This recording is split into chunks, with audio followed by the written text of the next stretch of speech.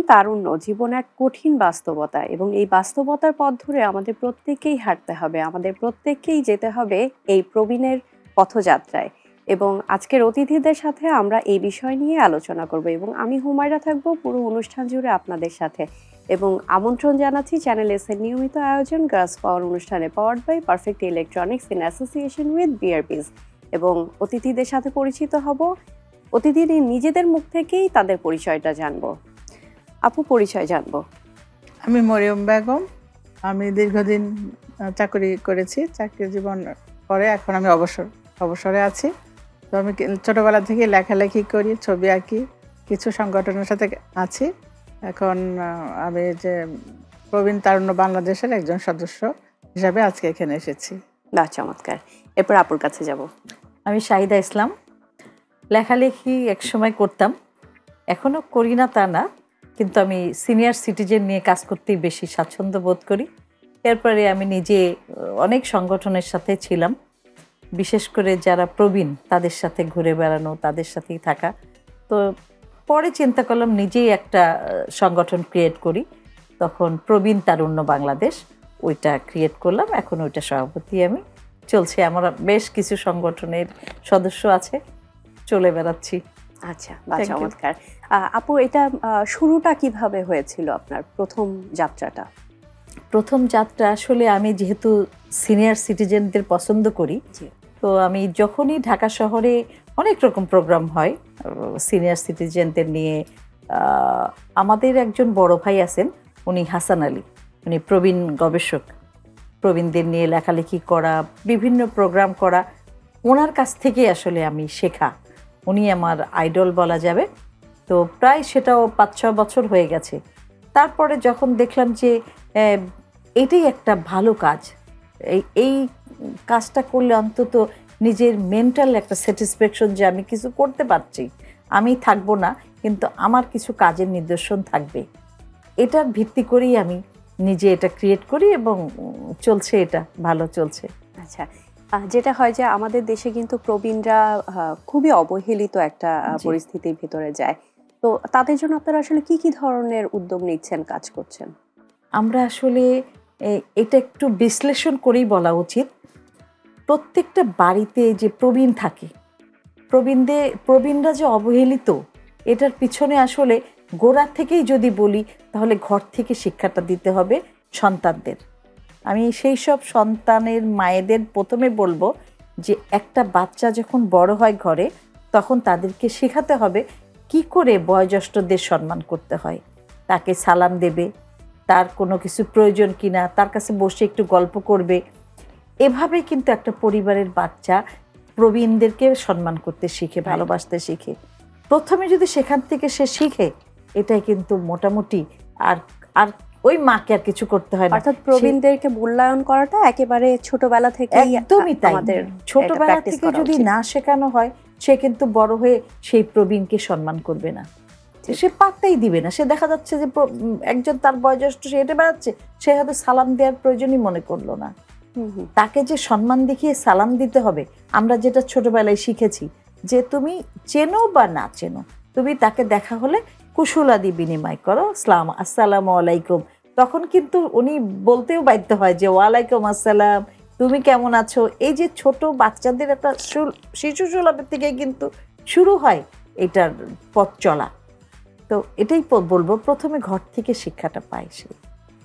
আচ্ছা, এরপর আপুর কাছে আসবো যে আপনার এই যাত্রাটা কবে থেকে শুরু হয়েছিল? আমি তো 1 বছর আগে থেকে। আচ্ছা, এর আগে আপনি ব্যাংকিং এর চাকরিতে ছিলেন? ব্যাংকে। আচ্ছা, আমি যদি একটু আপনার কাছে জিজ্ঞেস করি, যেহেতু আপনি ব্যাংকিং এর সাথে ছিলেন, আমাদের এই যে যারা ছোট ছোট উদ্যোক্তা আছেন বা আমরা এখন ইয়াং আছি এবং পরবর্তীতে আমরা প্রবীণ হব, আমরা কিভাবে সঞ্চয় করতে পারি, যেটা আমরা একটু বেশি বয়স হয়ে গেলে যেটা আমরা ব্যক্তিগত কাজে ব্যবহার করতে পারি? প্রতিটি মানুষই তো ছোটবেলা থেকে সঞ্চয় হয়ে থাকে। আজকাল তো সেটা আমি মনে করি খুব বেশি ঘরে ঘরে দেখা যায়।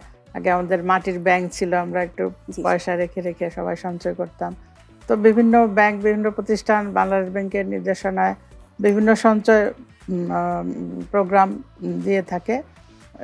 সেক্ষেত্রে নারীদের বিভিন্ন সঞ্চয় আছে, সঞ্চয়ের ব্যবস্থা আছে। সঞ্চয় হিসাব ছাড়াও ধরেন এককালীন 5 বছর মেয়াদি, 10 বছর মেয়াদি এরকম নারীদের ব্যাপারে উদ্যোগ গ্রহণ করা হয়েছে, এবং বয়স্কদেরও বয়স্ক নারীদেরও এরকম উদ্যোগ গ্রহণ করা আছে প্রতিটি ব্যাংকে। আচ্ছা, আপুর কাছে একটু জিজ্ঞেস করব যে এই যে আপনারা কাজ করছেন, আপনারা আসলে কিভাবে আইডেন্টিফাই করেন যে কারা, কোন কোন প্রবীণরা আসলেই সহায়তার জন্য প্রকৃতভাবেই আর কি তাদের সহায়তা প্রয়োজন, এটা আপনারা কিভাবে বুঝতে পারেন? তাদের কাছে পৌঁছান কিভাবে? ধন্যবাদ। আসলে মানে এই যে আমার যে সংগঠনটা আছে আমি সেটা দিয়ে শুরু করি। আমার এই সংগঠনে একটা রেজিস্ট্রেশনও আছে, যে এই সংগঠনে যুক্ত হতে হলে একটা নাম ঠিকানা রেজিস্ট্রেশন করা। হ্যাঁ, তো এখানে যেমন একটা সংখ্যা আছে, 200-500 একটা সংখ্যা আছে, যে হয়তো 200 সদস্য। তখন সবার সাথে যে কথাবার্তা বলি, হয়তো আমার যে কাজটা আমি সেটাও বলি। কাজটা হচ্ছে আমি চাই প্রবীণ সুরক্ষিত হোক, প্রবীণেরও যে একটা বিনোদন আছে। আমি ভাবি যে অনেক পরিবারেই আছে যে প্রবীণকে নিয়ে বাইরে বেড়াতে যাচ্ছে না, প্রবীণেরও ইচ্ছা করে একটু সমুদ্র দেখতে, পাহাড়ে উঠতে। তো বাসার থেকে যেটা মনে করে যে সে হয়তো এটা কমফোর্ট ফিল করবে না বা সে যেতে আগ্রহী না। কিন্তু আমরা যদি জানতে চাই, মা আপনি কি যাবেন, মায়ের উত্তরটা ম্যাক্সিমাম হ্যাঁ হয়, না হয় কিন্তু খুব কম। আমার নানি প্রায় 95 বছর যখন বয়স, তাকে জানতে চাওয়া হয়েছিল তুমি কি একটু সমুদ্র দেখতে যাবা, বলে হ্যাঁ। আমার নানি 104-5 বছর বেঁচেছে, সে সুস্থ অবস্থাতেই ছিল। তো সে কিন্তু খুব উচ্ছ্বাস প্রকাশ করে বলছে যাব, দেখতে যাব। তো আমার সংগঠনে 80-85 বছরের বয়স্ক মানুষও আছে, তারা কিন্তু এখনো আমার সাথে সমুদ্রে যায়। অনেকে বলে শাহিদা এত রিস্ক নিচ্ছ, এই প্রবীণ তো ডুবে যেতে পারে, ফিরে না আসতে পারে। আমি বললাম আলহামদুলিল্লাহ, আমাকে সেই শক্তি আল্লাহ দিক যে আমি যাতে সাহসের সাথে যেতে পারি।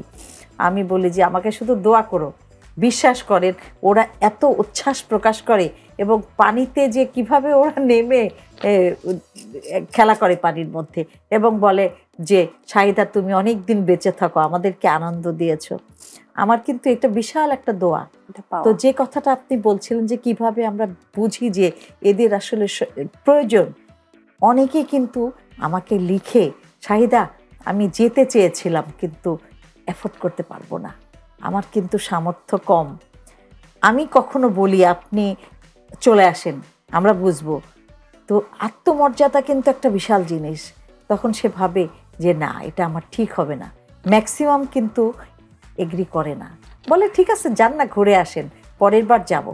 তো আমাদের এখানে কিন্তু একটা মানে আমার সংগঠনে যেটা আছে যে আমি মান্থলি একটা চাঁদা নিই। এই যে আমার 200-400 যারা আছে, আপাও আছেন এখানে, 100 টাকা করে মান্থলি নেই। এই 100 টাকা কিন্তু জমতে থাকে একটা জায়গায়। আমাদের উদ্দেশ্য হলো যারাই এরকম যেতে পারে না, একেবারেই সুবিধা বঞ্চিত, তাদেরকে আমি নিয়ে যাই। সাথে 10 জনের মধ্যে 2 জন সুবিধা বঞ্চিত থাকলো, তাদেরকে বুঝতেও দিই না, কেউ বুঝতে পারবে না, ইভেন আপারাও বুঝতে পারবে না যে কে এখানে পেমেন্ট করেছে কে করে নাই। যাই হোক, আমরা অনেক সিরিয়াস আলোচনা করলাম, তো এরপর আমাদের একটু কুইজ খেলার সময় চলে এসেছে। আমাদের এই অনুষ্ঠানের একটা পার্ট, আমরা কুইজ খেলবো। আপনাদের দুজনের জন্য 2টো প্রশ্ন থাকবে, প্রশ্নের নম্বর থাকবে 10 নম্বর করে, যে সঠিক উত্তর দিতে পারবে। এবং এই রাউন্ডে আমাদের কোনো নেগেটিভ মার্কিং নেই। আমরা তাহলে কুইজে চলে যাই। কাকে প্রথমে প্রশ্ন করব? আপাকে করি তাহলে। আপার জন্য প্রশ্ন, হ্যাঁ, আপার জন্য প্রশ্ন থাকবে হচ্ছে, কোন জিনিস ধনী গরিব সবাই দান করে? খুব সহজ, এটা খুব মানে উপদেশ। এক্স্যাক্টলি আপা, একেবারে মানে কোনো মানে এটাই অভিজ্ঞতা, আসলে এটাই অভিজ্ঞতা। আপা পাস। হ্যাঁ, আপা একদম 10 নাম্বার। এবার আপুর কাছে চলে যাব। আপুর প্রশ্ন, ফস করে রেগে যাই, জ্বলি ধপ করে, সারি সারি বাস করি ছোট্ট একটি ঘরে, কে আমরা? ফস করে রেগে যাই, জ্বলি ধপ করে, সারি সারি বাস করি ছোট্ট একটি ঘরে, কে আমরা? মনে হচ্ছে ব্যাস, মনে হচ্ছে মনে এটাই মনে কারেক্ট। আরেকটু চিন্তা করতে হচ্ছেন? আমার তো দেশলাই কাঠিটাই মনে হলো যে একটা ঘরে বাস করি। আপনার জন্য আর একটু সময় দিতে পারি আমরা, আপনি আর একটু চিন্তা করতে পারেন।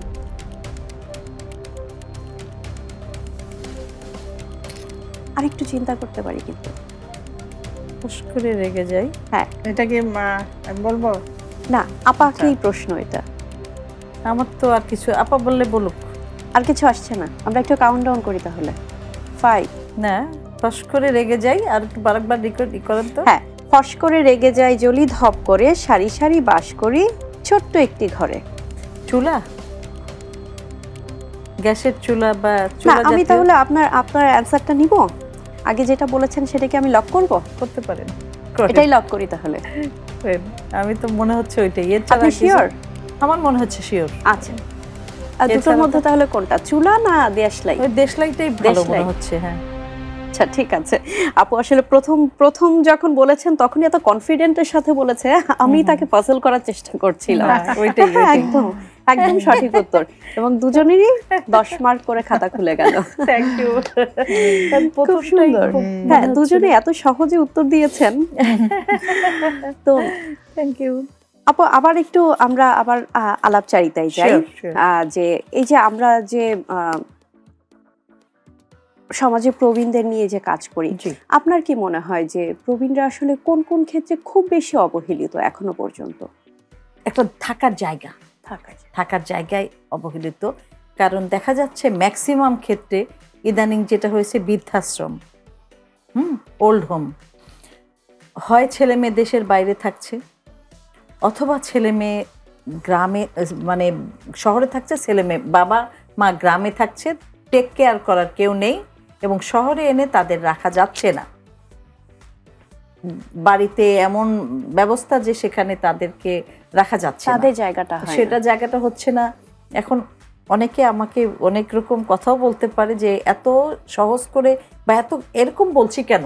সেটা হলো আমরা অনেক সময় শখ করে খুব বিদেশি ডগ ক্যাট প্রাণীদের পালছি, আমার আপত্তি নেই পালতে, পালো, পশু পাখি পালছি, কিন্তু এত বিলাসবহুল জীবনের মধ্যেও কেন মা বাবার একটা রুম হচ্ছে না?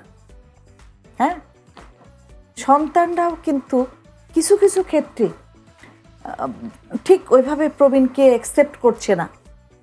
কেন করছে না? হয়তো এত গ্রামে থাকে, এই সব ওয়াশরুম বেডরুম ঠিক সেভাবে এরা ম্যানেজ করতে পারে না। ঠিক, এই যে থাকার আবাসনটা, আমার টাকা আছে, অসুবিধা কি বাবা, তুমি 5 স্টার হোটেলের মতো থাকবে, একদম বিলাসবহুল জীবনযাপন করবে। আমি একটু লেখালেখিও করি, তো আমি একটা গল্প লিখেছিলাম যে আপন নিবাস। তো সেই গল্পটা যখন ছাপা হয়েছে, অস্ট্রেলিয়া থেকে প্রথমে ছাপা হয়, আমার একটা ফ্রেন্ডের পত্রিকা আছে প্রভাত ফেরি, ওখানে ছাপা হয়, এবং বাংলাদেশে যখন সবাই দেখে আমাকে বলে এটা কি আপনার কাহিনী ম্যাক্সিমাম? তাই আমি বললাম না, আমি তো আমার সন্তানদের সাথে মাশাআল্লাহ ভালো আছি। তো আমি ব্যক্তিগত কথা আসলে কখনো বলা ঠিক না, আমি তারপরে বলবো আলহামদুলিল্লাহ আমি ভালো আছি। আমার হাজবেন্ড বেঁচে নেই, আমি সন্তানদের কাছে আছি, ভালো আছি, আমার নাতি নাতনি বাচ্চাদের নিয়ে আলহামদুলিল্লাহ। আপনারা দেখেন আসেন দেখেন।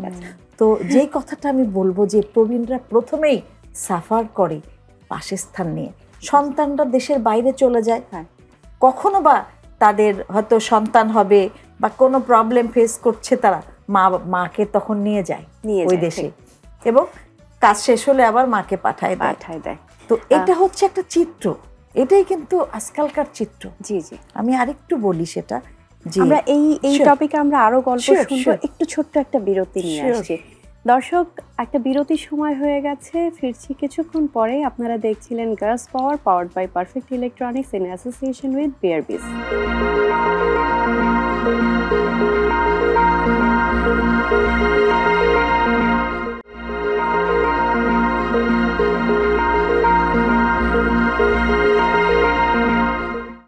দর্শক, ছোট্ট একটা বিরতি নিয়ে ফিরলাম। আপনারা দেখছেন girls power, powered by perfect electronics in association with BRBS, এবং অনুষ্ঠানের এই পর্যায়ে আমাদের সাথে যুক্ত আছেন একজন উদ্যোক্তা। উনি ঢাকার বাইরে থেকে অনলাইনে আমাদের সাথে যুক্ত হয়েছেন। আমরা তার সাথে পরিচিত হয়ে নেব, তার পরিচয় তার মুখ থেকেই শুনবো এবং তার কর্মক্ষেত্র সম্পর্কে জানবো। আপু, আপনার পরিচয় এবং কাজ সম্পর্কে আমাদের জানাবেন। আসসালামু আলাইকুম, আমি লামিয়া তাবাসসুম। আমি রংপুর থেকে কাজ করছি খাবার নিয়ে এবং বেকিং আইটেম নিয়ে কাজ করি। আমার ছোট্ট একটা পেজ আছে, পেজের নাম রুমাস কিচেন। কতদিন ধরে কাজ করছেন আপু? আমি 2020 সাল থেকে কাজ করছি। আচ্ছা, কি কি আইটেম নিয়ে কাজ করেন সেই সম্পর্কে যদি একটু বলেন। আমি আপনার আচার নিয়ে কাজ করি, তারপর আপনার ফাস্টফুড আইটেম নিয়ে কাজ করা হয়, এবং বর্তমান মানে আমি যেটা নিয়ে বেশি কাজ করছি সেটা আমি কেক নিয়ে কাজ করি। আচ্ছা, কেকটা আমার আলহামদুলিল্লাহ ভালোই যাচ্ছে, এবং এটা নিয়ে সামনে এগিয়ে যাওয়ার ইচ্ছা আছে আমার। আচ্ছা, এই যে উদ্যোক্তা হয়ে ওঠার যে গল্পটা, আপনি কোথা থেকে কিভাবে শুরু করলেন এবং কেন উদ্যোক্তাই হতে চাইলেন?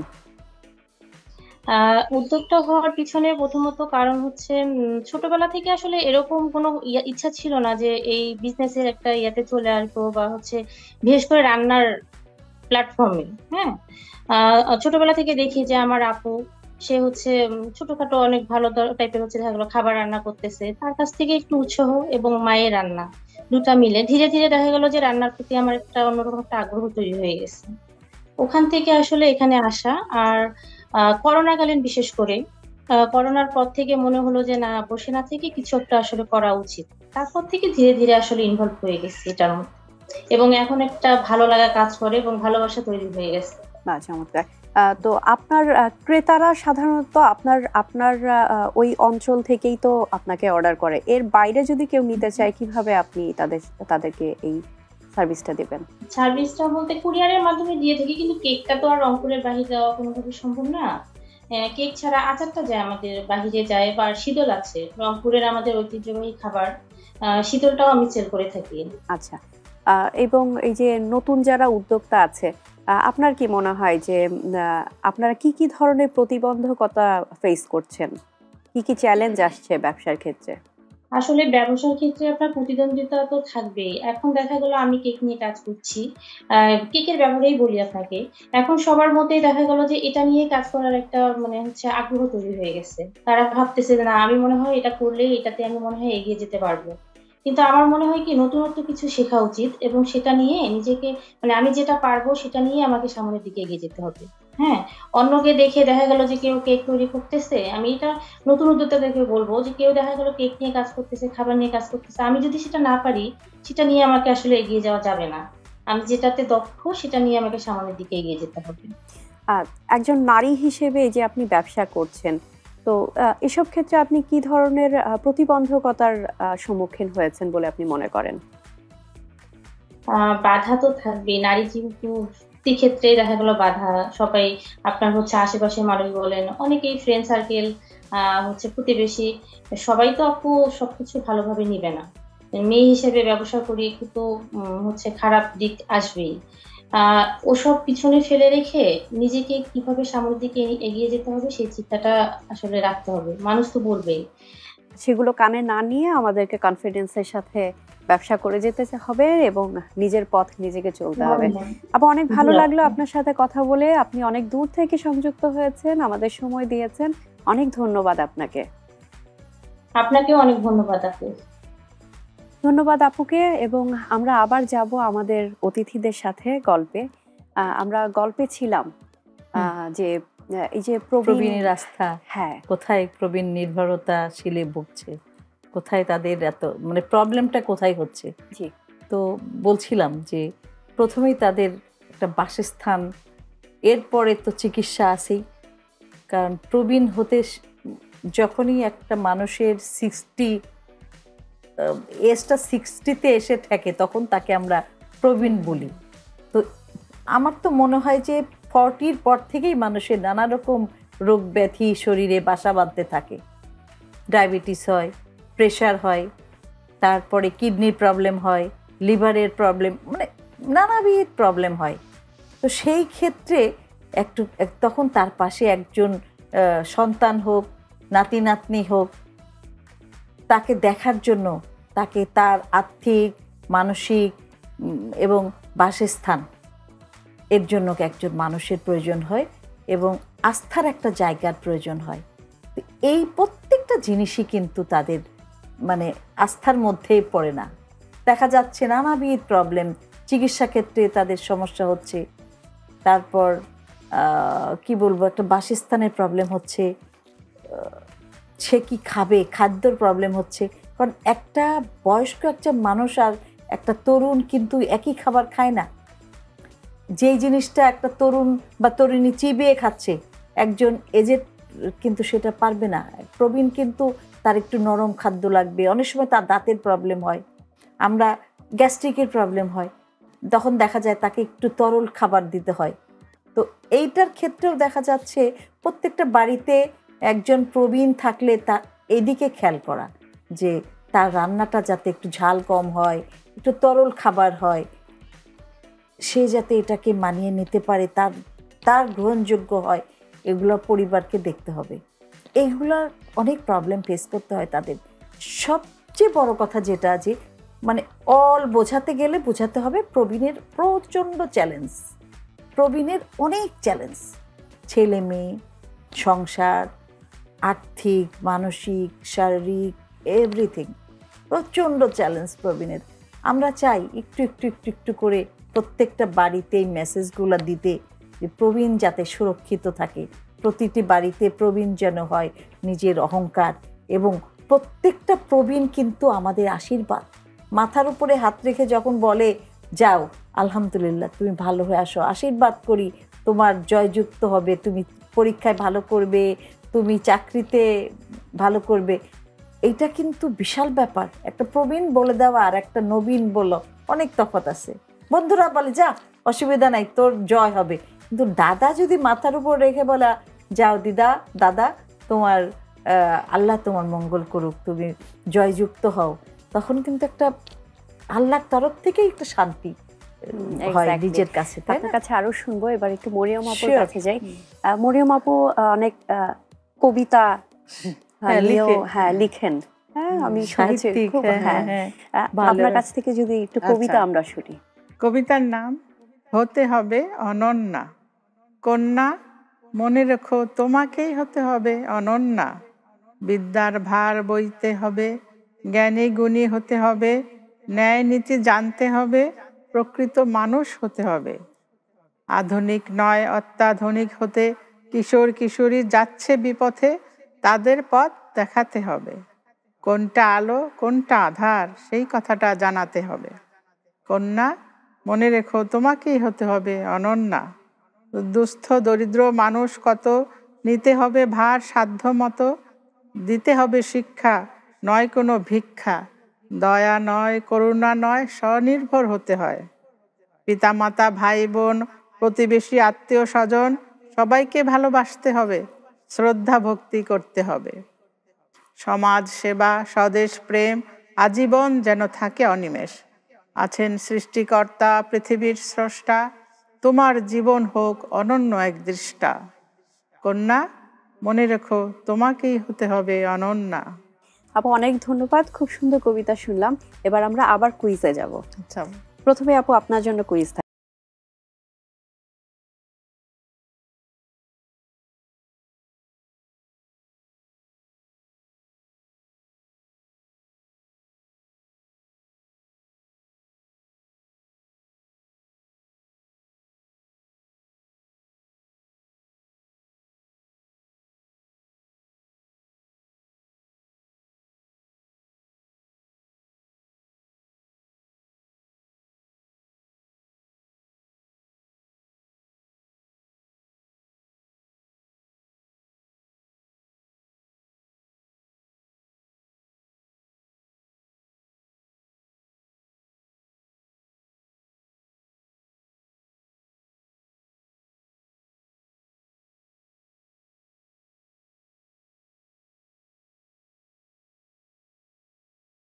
এর চেয়ে বেশি সময় দিতে পারবো না, আমরা কাউন্টডাউনে যাব, আপনি চিন্তা করতে থাকেন। কারণ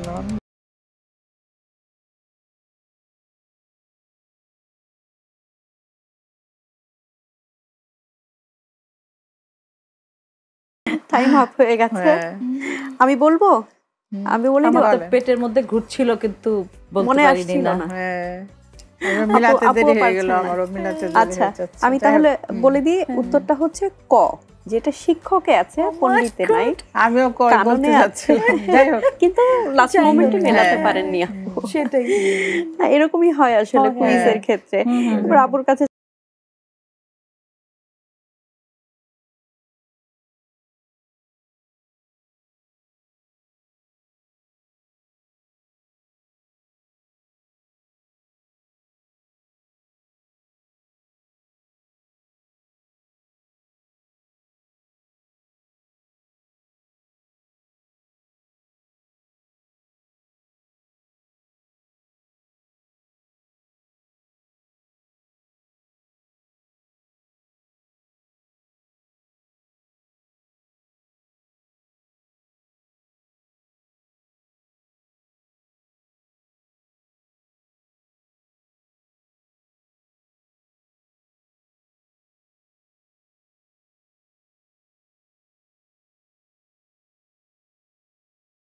কাটা কাঁঠাল একটা এঁচড় হয়, পাকাটা খাওয়া যায়। হ্যাঁ দুটো হলো। দুটো হলো, হ্যাঁ। হ্যাঁ কিন্তু আমাদের এটাতে তিনটা হয়, তিনটা তরকারি। 5 4 3 2 শেষ 1 0। দেখা যাবে আপনি দুজনই বললে মনে পারলাম হবে, না, হ্যাঁ। বললে এটাই মনে হবে, ছিল, হ্যাঁ, হ্যাঁ বললেই মনে হবে যে আরে এটাই ছিল। হ্যাঁ কাঁচা এটা কলা নাকি? টাইম শেষ হওয়ার পরে কাঁচা কলা বলেছে। কলা, কলা, হ্যাঁ। একটুর জন্য আমি ভাবছিলাম আপনার ফল হবে। একটুর জন্য। একটুর জন্য হলো না। এটাই হয় আসলে। তা 2 রাউন্ড পরে আমাদের নাম্বার হচ্ছে, এই রাউন্ডে তো দুজনেই 0, আর আগের রাউন্ডে আমাদের ছিল 10 10। অতএব কিন্তু দেখেন আমার মনে হচ্ছে আরে এতে হ্যাঁ। কলা হতে পারে। হ্যাঁ এটা কলা গাছ আসলে। কলা গাছ, হ্যাঁ, কলা গাছ যেটা যেটা তিনটা হ্যাঁ, হয়, একটা থোড়টা খাওয়া exactly. যায়, কাঁচা কলাও খাওয়া যায়, পাকা পাকা কলাও কলা। খাওয়া যায়। এক্স্যাক্টলি, এটা যখন মনে উত্তরটা পড়ছে হচ্ছে কলা গাছ। যাই হ্যাঁ, হোক, এবং এটাই তো হচ্ছে কলা গাছের quiz। ভিতরে যে শ্বাসটা থাকে সেটা আমরা তরকারি হিসেবে তরকারি হিসেবে, খাই। হ্যাঁ, তো exactly. ভাদাল থোড় বলে, ভাদাল হ্যাঁ, বলে, হ্যাঁ, আবার হ্যাঁ। ওইটা ওই যে একটা থোড়ও হয়, জি জি জি, ওইটা তিনটে কাজ হয়। হ্যাঁ। এক্স্যাক্টলি। এক্স্যাক্টলি। তো এই রাউন্ডে দুজনেই 0 এবং 0, আগের 0 রাউন্ডে 10 10 ছিল। No problem. এটাই তো খেলা, এটাই এটাই তো খেলা, খেলা। এক্স্যাক্টলি। সেটাই। এটাই খেলা, এটাই আর আনন্দ। জিত চিরদিন থাকবে। আর জিত চিরদিন থাকবে, হ্যাঁ সেটাই।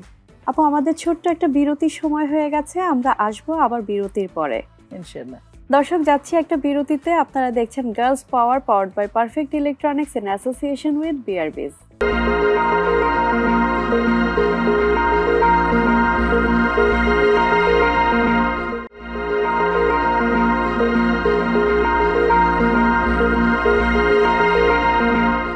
দর্শক বিরতির পর ফিরলাম। আপনারা দেখছেন girls power, powered by perfect electronics in association with বিআরবিজ।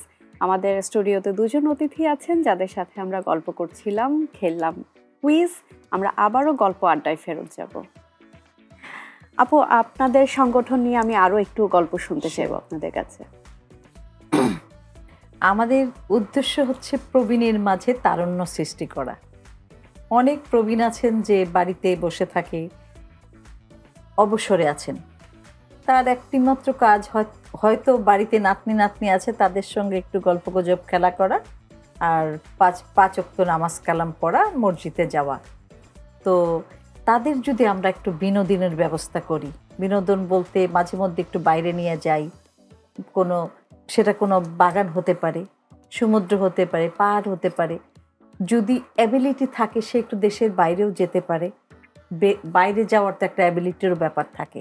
তো আমাদের দেশেও কিন্তু অনেক জায়গা আছে যেগুলাতে প্রবীণরা যেয়ে ঘুরতে পারে, দেখতে পারে। অনেক দর্শনীয় জায়গা আছে, দর্শনীয় বলতে সুন্দরবনে যেতে পারে, বান্দরবনে যেতে পারে, রাঙামাটি যেতে পারে, কক্সবাজারে যেতে পারে, যেগুলো প্রকৃতিতে ঘেরা। আমাদের দেশটা তো অনেক চমৎকার, সবুজে ঘেরা একটা দেশ। আমরা বাইরের জন্য বলি যে আমরা বাইরে ঘুরে আসবো, দেশের বাইরে, কিন্তু বাইরের মানুষরা কিন্তু প্রকৃতি দেখতে আমাদের দেশে আসে। অনেক জায়গায় আমরা গেলে দেখি যে ফরেনাররা আমাদের দেশে, তখন আমরা মনে করি যে কি দেখতে আসছে এরা। আমি গত 2 বছর আগে আমি থাইল্যান্ডে গেলাম। তো ওখানে একটা কাপল আসছে, তাদের বয়স, হাজব্যান্ডের বয়স 90 আপ আর বউটা 80 আপ। তো ওদের পোশাক আশাক তো ওরা হাফ প্যান্ট, স্কার্ট, টপস এগুলো পরে। তো দুজনা বসে নাস্তা করছে। তো আমি ওদের কাছে, ওদের এরকম হাসি, খুব উজ্জ্বল চেহারা দেখে আমি কাছে গেলাম, যে জানতে চাইলাম কোথায় থাকে তারা। তো বললাম আমরা নিউজিল্যান্ড থাকি, আমরা বছরে 2 মাস বেড়াই, কোথায় কোথায় নানান দেশে যাই। তো আমাকে জানতে চাইল যে আমার দেশ কোথায়। তখন আমি বললাম বাংলাদেশ। তো তখন ওরা একজনের আরেকজনের দিকে তাকিয়ে বললো, হ্যাঁ হ্যাঁ আমরা শুনেছি বাংলাদেশ, আমরা শুনেছি খুব ভালো দেশ, গ্রিন গ্রিন গ্রিন, মানে ওরা বোঝাচ্ছে যে সবুজ বাংলাদেশ, তো আমরা শুনেছি। তো ওদের মুখে যখন শুনলাম যে ওরা বাংলাদেশের নাম শুনেছে এবং আসারও একটা ইচ্ছা ওদের হয়তো আছে, অন্যরকম একটা ভালো লাগা কাজ করেছে। এই যে প্রবীণ দুজন বেরিয়েছে, ওরা কিন্তু আরো 10 বছর বেঁচে যাবে। এই যে ঘুরছে বেড়াচ্ছে, এতে কিন্তু একটা হার্টেরও একটা এক্সারসাইজ হচ্ছে, তারপরে হাসছে, হাসারও কিন্তু একটা এক্সারসাইজ হচ্ছে। সব কিছু মিলিয়ে কিন্তু একজন মানুষকে সজীব সতেজ রাখতে পারে তার মনটা যদি ভালো থাকে, পারিপার্শ্বিকতা ভালো থাকে। আমি ছোট্ট আরেকটা গল্প বলি, আমার নাতনির গল্প বলি। আসলে একটু আগে বলেছি না ঘর থেকে শিখাতে হবে, তো আমার নাতনি তো দেখে যে দিদা প্রকৃতি ভালোবাসে, তারপরে সে প্রবীণ ভালোবাসে। তো প্রবীণ কেউ গেলে কিন্তু সে খুব উৎসাহ প্রকাশ করে। আমার বাসার অপোজিটে এক ভদ্রলোক, বেশ এজেড, হয়তো বা 80 আপ হবে, সরি, বসে থাকে। তো আমার নাতনি খুব ফলো করে। তো হঠাৎ একদিন আর তাকে বসতে দেখে না। তো আমার নাতনি খুব কিউরিওসিটি, দিদা ওই ভদ্রলোক তো বসছে না। আমি বললাম কে? বলে ওনার নাম রেখেছিলাম মৌমিত্র। তা আমি বলি মৌমিত্র? বলে হ্যাঁ আমি নাম রেখেছি মৌমিত্র, কিন্তু মৌমিত্রকে তো দেখছি না। আমি ভাবলাম তাহলে আসলে খবরটা নেওয়া উচিত। আমি দারোয়ানকে বললাম, আচ্ছা ওপরে যে ভদ্রলোক বসে থাকতেন উনি কই? তো বলে ম্যাডাম ওর তো 2-3টা ছেলে আছে, এই ছেলের বাড়িতে 2 মাস, আর এক ছেলের বাড়িতে 2 মাস, এভাবে সে মানে বাইরে স্টেশনে সে আসা যাওয়া করে না। তো এখন সে বড় ছেলের বাড়িতে আসবে। হঠাৎ একদিন আমার নাতনি, মানে আমি আসলে বলে বোঝাতে পারবো না তার উচ্ছ্বাসটা, আমার ঘরে ছুটে চলে গেছে, দিদা মৌমিত্র বসেছে। তো বললাম তাই নাকি? বলে হ্যাঁ এসেছে, আবার মৌমিত্রর বউ এসেছে, দেখো দুজনা বারান্দায় এসেছে। ওদের মাঝে যে কিউরিওসিটিটা, তো এটা কিন্তু অনেক কিছু ইন্ডিকেট করে যে ও প্রবীণের প্রতি ওর একটা ভালোবাসা আছে এবং ও ফিল করছিল যে ওনারা কেন আসে না, ও মিস করছিল।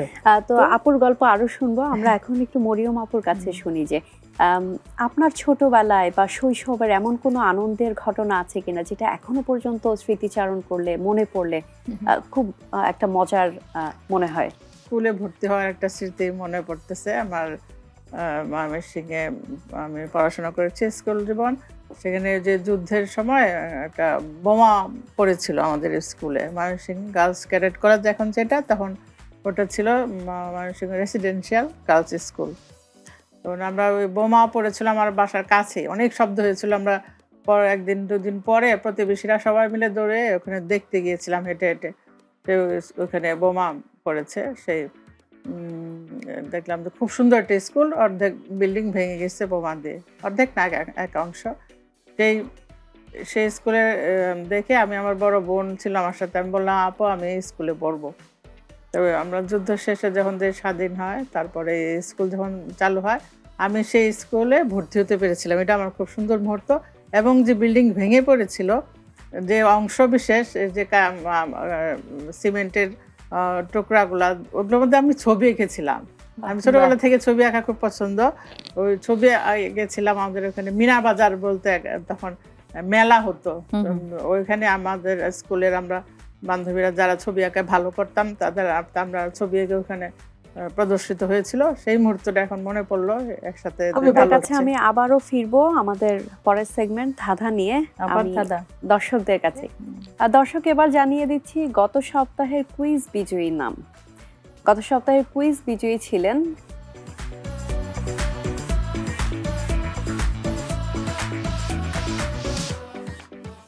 অভিনন্দন আপনাকে, আপনি পেয়ে যাচ্ছেন পারফেক্ট ইলেকট্রনিক্স এর পক্ষ থেকে গিফট হ্যাম্পার, যেটা আপনার কাছে পৌঁছে যাবে এবং আপনি অনুভূতি জানাতে পারবেন গার্লস পাওয়ারের ফেসবুক গ্রুপে। আপু, এবার আবার আপনাদের কাছে আসছি আমাদের তৃতীয় পর্বের ধাঁধা নিয়ে। এই পর্বের প্রত্যেকের নাম্বার থাকবে 30, আর না পারলে 15 নম্বর মাইনাস হয়ে যাবে এবং অলরেডি আপনাদের খাতায় আছে 10-10 করে। খাতায় যাই? ওকে, আগে শাহিদা আপুর কাছে যাব। যাই?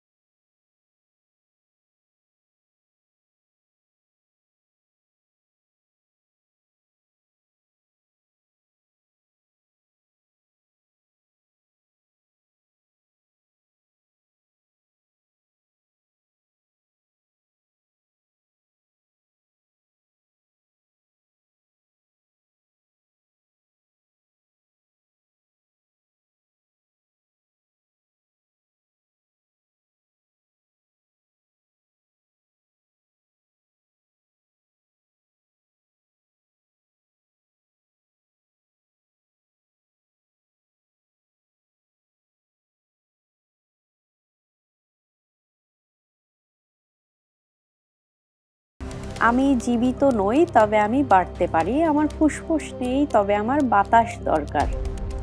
আমার মুখ নেই, তবে জল আমাকে মেরে ফেলে। আমি কি? আরেকটু চিন্তা। জল মেরে ফেলে, এটাই তো। জল মেরে ফেলে, হ্যাঁ। জল মেরে ফেলে তো। কাকে মেরে ফেলে? আচ্ছা, এবার আমি কাউন্টডাউনে চলে যাব, আর সময় দেওয়া যাচ্ছে না। জল যে মেরে ফেলে, এটা তো একটা।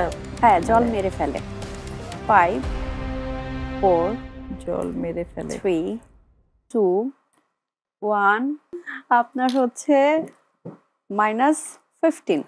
আগে ছিল 10, -15 হয়ে যাওয়াতে এখন আমরা -5-এ চলে যাচ্ছি। এবার মরিয়ম আপুর কাছে আমি প্রশ্ন রাখবো, তবে তার আগে আমি যাব দর্শকদের কাছে। দর্শকদের জন্য থাকছে এই সপ্তাহের কুইজ। যতবারই আসুক সকাল, ঠিকই আমি জাগাবো, আমার ডাক শুনেই তোমার সুখের ঘুম ভাঙাবো। কে আমি? এবং উত্তর দেবেন গার্লস পাওয়ারের ফেসবুক পেজ এবং ফেসবুক গ্রুপে কমেন্টের মাধ্যমে। সেখান থেকে লটারির মাধ্যমে একজন বিজয়ী আমরা বেছে নেব এবং তার হাতে পৌঁছে যাবে পারফেক্ট ইলেকট্রনিক্সের পক্ষ থেকে গিফট হ্যাম্পার। এবার মরিয়ম আপুর কাছে চলে যাচ্ছি। মরিয়ম আপুর জন্য আমাদের যে ধাঁধা আছে সেটা হচ্ছে,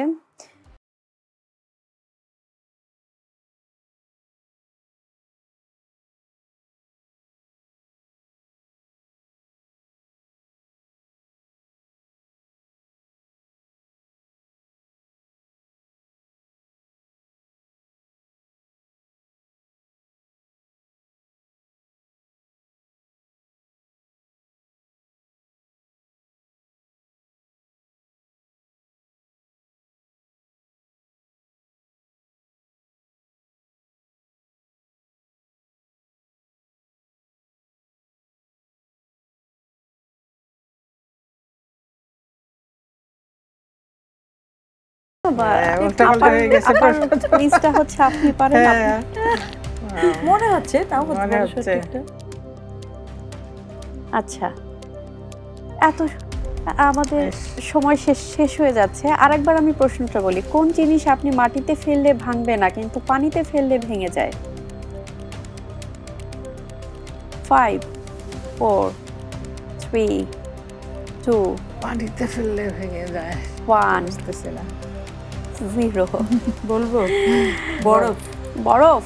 না, বরফ মাটিতে ফেললেও ভাঙবে না, না? পানি না। এটা না, পানিতে হৃদয় ফেললে- হৃদয় ভাঙে সেটা না, না। না, না, হৃদয় না। হৃদয় না। আমার তো মনে হয় ওই যে আমি কাগজ, উত্তরটা বলে দিই? কাগজে। আমি উত্তরটা বলে হ্যাঁ, দিচ্ছি। হ্যাঁ। এটা হচ্ছে ছায়া, যেটা মাটিতে পড়লে। ও, আচ্ছা, আচ্ছা। এটা কি ছায়া। আমাদের ওভারঅল সব কয়টা রাউন্ড মিলে এখন আমরা সমান সমানে আছি, দুজনেই সমান সমান নম্বর। আমরা আরো একটা ধাঁধা যাব। আপনারা হাত তুলবেন, আমি যখন ধাঁধাটা বলবো, যে আগে হাত তুলবে আমি তাকে বলার সুযোগ দেব। ঠিক আছে? ধাঁধায় যাই। আমাদের এখন নাম্বার হচ্ছে দুজনেরই -5 করে। আমাদের এই রাউন্ডের এই ধাঁধার নম্বর হচ্ছে 30। যাচ্ছি।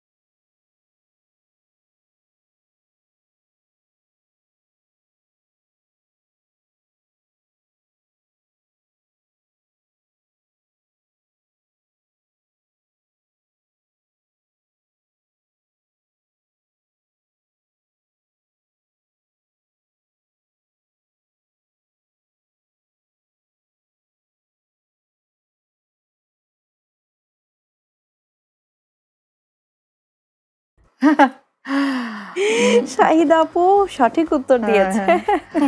সেটাই, হ্যাঁ। তাহলে এই রাউন্ডের বিজয়ী শাহিদা আপুই।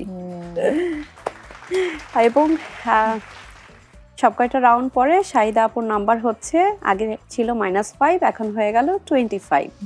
ঘুম বলাতে আপা বালিশ বুঝে গেছে কিন্তু। যখনই আমার মনে হচ্ছে রাতে হারাই এবং মরিয়ম আপুর খেয়াল করছিলাম। সব কয়টা রাউন্ড শেষ করে এখন নম্বর রইল -20-তে। যাক, আমাদের এই রাউন্ডের সবগুলো খেলার পরে তাহলে শাহিদা আপুই বিজয়ী এবং রানার আপ হয়েছেন মরিয়ম আপু। দর্শক, এবার পুরস্কার তুলে দেওয়ার পালা। প্রথমে রানার আপের হাতে পুরস্কার তুলে দিচ্ছি। মরিয়ম আপু, আপনার জন্য পারফেক্ট ইলেকট্রনিক্স এর পক্ষ থেকে ধন্যবাদ আপু।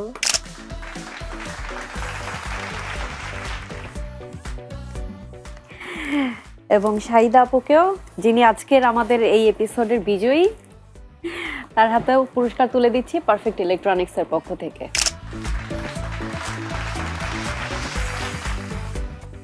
অনেক ধন্যবাদ দুজনকেই, আমাদেরকে এতটা সময় দিয়েছেন। অনেক গল্প হলো, অনেক আড্ডা হলো, আমাদেরও অনেক ভালো লেগেছে। দর্শকদের উদ্দেশ্যে যদি একটু কিছু বলতে চান। দর্শকদের উদ্দেশ্যে এটাই বলবো যে সচেতনতার কথা যদি বলি আমার প্রবীণ নিয়ে, তাহলে প্রতিটি বাড়িতে প্রবীণ সুরক্ষিত হোক। আর গার্লস পাওয়ার, যেটা আমরা মনে করি গার্লস পাওয়ার মানেই নারীর শক্তি, নারীর শক্তি আসে অর্থায়নে।